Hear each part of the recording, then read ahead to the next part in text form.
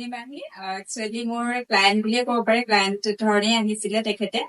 আৰু তেওঁ আজি কেনেকুৱা পাইছে তাৰ ওপৰতে কথা পাতিম। আৰু নিমাহি কওকচোন, আপুনি কি লৈছিলে আৰু কেনেকে কি হৈছিলে আপোনাৰ তাৰ কাৰণে? মোৰ মানে কঁকালৰ এইটো চাইডে মানে কঁকালৰ বিষ এটা আছিলে।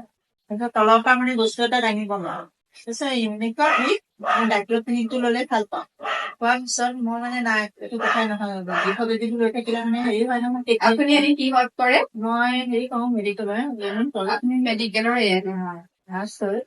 তাৰপিছত নাই হেৰি তাৰপিছত এই বাইদেউ গৰাকীয়ে মানে জাজৰি বাইদেৱে মানে কৈছে তই সেই কেলচিয়ামটো খাবি ঘৰখন ভাল পাইছো।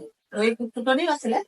তাৰপিছত আৰু তেতিয়া তোমাৰ লগত যোগাযোগ কৰিলো। তাৰপিছত কেলচিয়ামটো খোৱাৰ পিছত এতিয়া মানে মই ভাবো মোৰ কঁকালৰ বিষটো মানে কলৈ গ'ল, মানে এনেকুৱাই ভাল পালো। তাৰপিছত মোৰ মানে ঘৰৰ মানুহজনেও এটা হেৰি আছিলে, পাটনাত অপাৰেশ্যন কৰি অনা। তাৰপিছত আৰু অনবৰতে কেপ বেণ্ডেজ মাৰি তাৰপিছত মাৰ পিছতে এটা হেৰিয়ে নিছো, ইয়াৰ পিছত ময়ো দুটাকে খাওঁ, মানুহজনেও দুটাকে খাওঁ। কাৰণ এতিয়া দেখোন কেপ বেণ্ডেজটো মই মৰা দেখা নাই। তাৰপিছত ময়ো খাই আছো। তাৰপিছত মোৰো এতিয়া বহুত সকাম হৈছে। বিষৰ বেজী এতিয়া লোৱা নাই আৰু। এইটো একচুৱেলি আমাৰ নিউট্ৰিডাইটৰ কেলমেক D+ কেটো খুবেই ভাল এটা কেলচিয়াম, আৰু তেখেতে ভাল পাইছে। এনেকুৱা বহুতো আছে আমাৰ যি ক্লায়েণ্ট যিসকলে ভাল পাইছে, আৰু নিমাহিও আজি এইটো খাই খুব ভাল পাইছে, আৰু সেই আজি আকৌ আহিছে নিবৰ কাৰণে।